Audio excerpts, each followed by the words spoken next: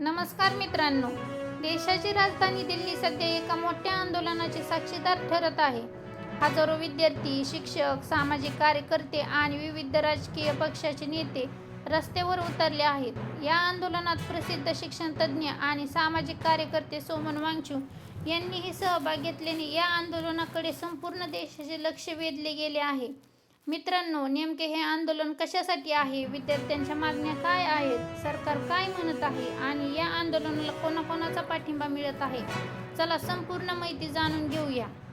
दिल्लीतील जंतर मंतर परिसरात हजारो विद्यार्थी मोठ्या संख्येत एकत्र आले. आंदोलनकर्त्यांनी म्हणणे आहे की विद्यार्थ्यांच्या भविष्याशी संबंधित प्रश्नांना सरकारने गंभीरपणे लक्ष द्यावे, परीक्षा व्यवस्थेत पूर्ण पारदर्शकता असावी, विद्यार्थ्यांच्या तक्रारींची निष्पक्ष चौकशी व्हावी आणि दोषींवर कठोर कारवाई व्हावी अशी त्यांची मागणी आहे.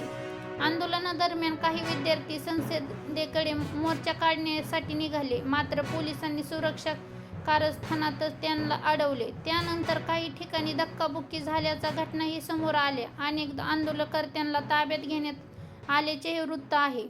या आंदोलनातील सर्वात चर्चेचा विषय ठरले ते म्हणजे सोमन वांगचुक यांचा सहभाग. त्यांनी विद्यार्थ्यांना पाठिंबा देत शिक्षण व्यवस्था अधिक पारदर्शक आणि न्याय करण्याची मागणी केली. विद्यार्थ्यांच्या भविष्याशी कोणतीही तडजोड होऊ नये असे त्यांनी स्पष्टपणे सांगितले. याशिवाय काँग्रेस नेते राहुल गांधी, आम आदमी पक्षाचे अरविंद केजरीवाल आणि अतिशय तृणमूल काँग्रेसचे महुआ मोइत्रा, काँग्रेसचे शशी थरूर यांनीही आंदोलनाचा पाठिंबा दर्शवला आहे. अनेक सामाजिक संघटना आणि विद्यार्थी संघटनाही या आंदोलनात सहभागी झाल्या आहेत. दुसरीकडे केंद्र सरकारने या आंदोलनाची दखल घेतली असून विद्यार्थ्यांच्या तक्रारीवर आवश्यक ती कारवाई केली जाईल असे सांगितले आहे. संबंधित यंत्रणांची चौकशी करत असून अंतिम अहवालानुसार पुढील निर्णय घेतले जातील अशी सरकारची भूमिका आहे.